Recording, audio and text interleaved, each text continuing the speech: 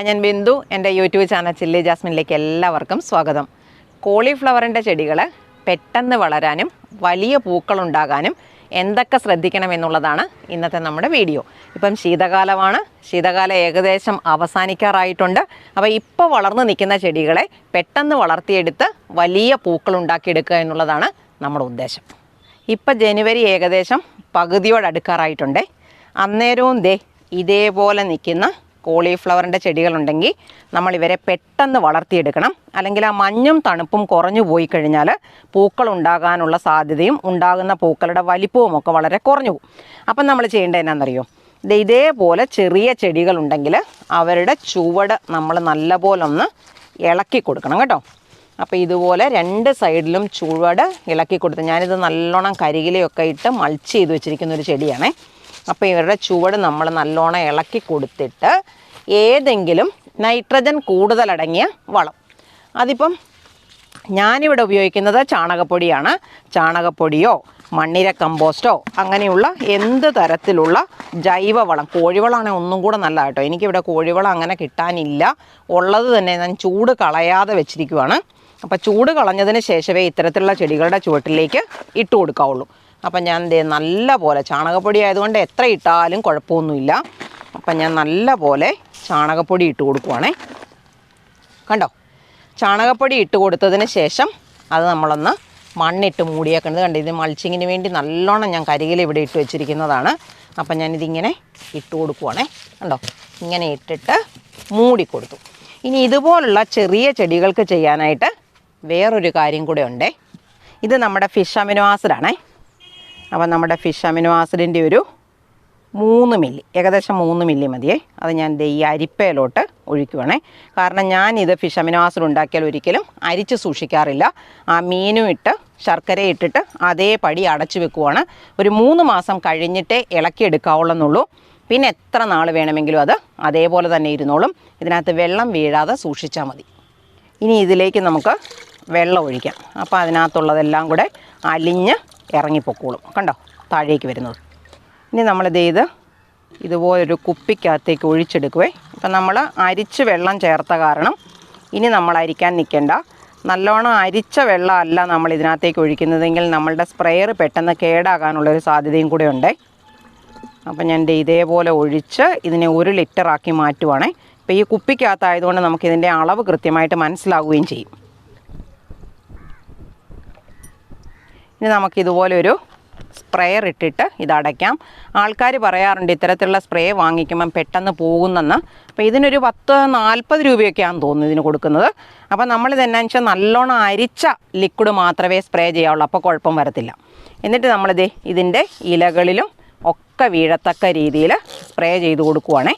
ഇങ്ങനെ സ്പ്രേ ചെയ്ത് കൊടുക്കുന്നത് ചെടിക്ക് നല്ല വളർച്ച കിട്ടാനും അതുപോലെ നല്ലൊരു കീടനിയന്ത്രണ ഉപാധി കൂടെയാണ് ഫിഷ് അമിനോ ആസിഡ്. അപ്പോൾ എന്നോട് പലരും ചോദിക്കാറുണ്ട്, ചീരയുടെ ഇലകളിലേക്ക് ഇതിനെ നമുക്ക് സ്പ്രേ ചെയ്ത് കൊടുക്കാവോ എന്നേ. ചീരയുടെ ഇലകളിൽ സ്പ്രേ ചെയ്യുന്നതിന് കുഴപ്പമില്ല. അപ്പോൾ വെജിറ്റേറിയൻ ആയിട്ടൊക്കെയുള്ള ആൾക്കാരുണ്ടെങ്കിൽ ഇപ്പം ഇതിനകത്ത് എന്തെങ്കിലും മീനിൻ്റെ മണമൊക്കെ വരുമ്പോൾ അവർക്ക് ഇഷ്ടപ്പെടാതെ പോവുകയാണെങ്കിൽ അങ്ങനെ ചെയ്യേണ്ട. അല്ലാത്തവർക്ക് ആർക്ക് വേണമെങ്കിൽ ഏത് ചെടികളിലും ഏത് സാഹചര്യത്തിലും ഉപയോഗിക്കാൻ പറ്റുന്നതാണ് ഫിഷ് അമിനോ ആസിഡ്. കോളിഫ്ലവറിൻ്റെ ചെടികൾക്ക് അത് ഏത് പ്രായത്തിലുള്ളതാണെങ്കിലും നല്ലതുപോലെ നമ്മൾ വെള്ളം കൊടുക്കണം. ചെടിയുടെ ചുവട് ഒരു കാരണവശാലും ഉണങ്ങാൻ പാടില്ല. ചെടിയുടെ ചുവട് ഉണങ്ങിയാലത്തെ കുഴപ്പം എന്ന് പറയുന്നത് ചെറിയ ചെറിയ പൂക്കൾ, നമ്മൾ പറയുന്നത് ബട്ടൺ പോലെയുള്ള കോളിഫ്ലവറിൻ്റെ പൂക്കളെ ഉണ്ടാകത്തുള്ളെന്ന് പറയും. അപ്പം നല്ലതുപോലെ ചെടിയുടെ ചുവട് നനച്ചു കൊടുക്കണം കേട്ടോ. ഇതിപ്പോൾ ഒരു വളർച്ചയായിട്ടുള്ള ഒരു കോളിഫ്ലവറിൻ്റെ ചെടിയാണേ. പിന്നെ ചെടിയുടെ ചുവട്ടിലെ വെള്ളം കുറഞ്ഞു പോകാതിരിക്കാൻ, ചെടിയുടെ ചുവട് ഉണങ്ങാതിരിക്കാൻ നമുക്ക് ഏറ്റവും നന്നായിട്ട് ചെയ്തു കൊടുക്കാൻ പറ്റുന്നൊരു കാര്യം എന്ന് പറയുന്നത് മൾച്ചിങ് ആണേ. അപ്പം ഞാൻ ഇത് കുറച്ച് ഇല, ഇത് വാഴയുടെ ഇലയാണേ, ഇങ്ങനെ കൊണ്ടുവന്ന് നല്ലോണം കുതിർത്ത് വെച്ചിരിക്കുന്നതാണേ. അപ്പം ഞാൻ അത് ഇതിൻ്റെ ചുവട്ടിലേക്ക് വെച്ച് കൊടുക്കും. അപ്പോൾ ഇങ്ങനെ മൾച്ചിങ് ചെയ്യുന്നത് കൊണ്ട് ചെടിയുടെ ചുവട്ടിലെ മണ്ണ് ഉണങ്ങത്തുമില്ല, അതുപോലെ കളകളും വളരത്തില്ല. കളകൾ വളർന്നാലത്തെ കുഴപ്പം എന്നാണെന്നറിയോ, നമ്മുടെ ചെടിക്ക് ആവശ്യമായ വളവും വെള്ളവും നല്ലൊരു പരിധി വരെ അവർ വലിച്ചെടുക്കും. അപ്പോൾ ഇങ്ങനെ നമ്മൾ മൾച്ചിങ് ചെയ്തിട്ട് വെള്ളം കൊടുക്കുകയാണെങ്കിൽ ആ നനവ് ചുവട്ടിൽ നിലനിൽക്കും. കോളിഫ്ലവറിൻ്റെ ചെടികൾ വളർത്തുന്നുണ്ടല്ലോ, നല്ല പോലെ സൂര്യപ്രകാശം കിട്ടുന്ന ഏകദേശം ഒരു 6 മണിക്കൂർ മുതൽ 8 മണിക്കൂർ വരെ എങ്കിലും സൂര്യപ്രകാശം കിട്ടുന്ന സ്ഥലത്ത് വേണം നമ്മൾ വളർത്താൻ. എങ്കിലേ ചെടിക്ക് നല്ല വളർച്ചയും അതുപോലെ വലിയ സൈസിലുള്ള കോളിഫ്ലവറിൻ്റെ പൂക്കളും നമുക്ക് ഉണ്ടായി കിട്ടുകയുള്ളൂ. ഇതുപോലെ പൂവിടാറായ കോളിഫ്ലവറിനും പൂവിട്ട് തുടങ്ങിയ കോളിഫ്ലവറിനും കൊടുക്കാൻ പറ്റിയൊരു അടിപൊളി വളം ഞാൻ ഉണ്ടാക്കി കാണിക്കാവേ. ഇത് കുറച്ച് ചാരമാണേ. അപ്പം ഞാനൊരു 2 പിടി ചാരം, ഇത് അടുപ്പ് കത്തിക്കുന്ന ചാരമാണ്. ഞാനിവിടെ എൻ്റെ വീട്ടിൽ അടുപ്പ് കത്തിക്കുന്നില്ല. ഞാനിത് ഒരു കത്തിക്കുന്ന ചായക്കടയിൽ നിന്ന് ചോദിച്ച് മേടിച്ചതാണ് കേട്ടോ. അപ്പോൾ ഇത്രയും ചാരം നമ്മൾ ഇതിനകത്തേക്ക് ഇട്ടു. ഇതിലോട്ട് ഇനി ഞാൻ ചേർക്കുന്നത് എന്നാണെന്നറിയോ? 1 സ്പൂണ് എപ്സം സോൾട്ടാണേ. അപ്പോൾ എപ്സം സോൾട്ട് ഇച്ചിരി വെള്ളമൊക്കെ വീണാലിച്ചിരിക്കുക. അപ്പം ഞാൻ 1 സ്പൂണ് എപ്സം സോൾട്ട് ഇട്ട് കൊടുത്തിട്ടുണ്ട് ഇതിനകത്തോട്ടെ. ഇനി ഇതിലോട്ട് ഞാൻ ചേർക്കുന്നത് നമ്മുടെ ഫിഷ് അമിനോ ആസിഡാണേ. അത് 1 സ്പൂൺ നിറച്ച് ഫിഷ് അമിനോ ആസിഡ് ഞാൻ ഇതിനകത്തേക്ക് ഒഴിക്കുന്നുണ്ട്. കണ്ടോ, അരിക്കൊന്നും വേണ്ട. അപ്പോൾ അതെ, ഈ 3 സാധനവും കൂടെ ചേർത്തിരിക്കുന്ന പാത്രത്തിലേക്ക് ഞാൻ ആദ്യം കുറച്ച് വെള്ളം ഒഴിച്ചിട്ട് ഇതിനെ ഒന്ന് ഇളക്കി ചേർക്കുവാണേ. കണ്ടോ, അപ്പം നല്ല പോലെ ഇത് വെള്ളത്തിനകത്ത് അലിഞ്ഞ് കിട്ടും. അതിനകത്തേക്ക് ബാക്കി ഏകദേശം 1 ലിറ്റർ വെള്ളമാണേ. ഈ വെള്ളം ഒഴിച്ച് ഇതിനെ അലിയിപ്പിച്ചെടുക്കുക. എന്നിട്ട് നമ്മളിത് ചെടിയുടെ ചുവട്ടിലേക്ക് ഒഴിച്ചു കൊടുക്കുവാണേ. കണ്ടോ, ഇതേപോലെ ഒഴിച്ചു കൊടുക്കും. ഇനി ഇതിൻ്റെ ചുവട്ടിലേക്ക് നമുക്ക് കുറച്ച് മണ്ണും കൂടെ ഇട്ട് കൊടുക്കാം. കണ്ടോ, ഇങ്ങനെ നമ്മൾ ഇട്ട് കൊടുക്കും. കോളിഫ്ലവറിൻ്റെ പൂക്കളുണ്ടാകുമ്പോൾ നമ്മൾ ശ്രദ്ധിക്കാനുള്ളൊരു പ്രധാന കാര്യമാണേ.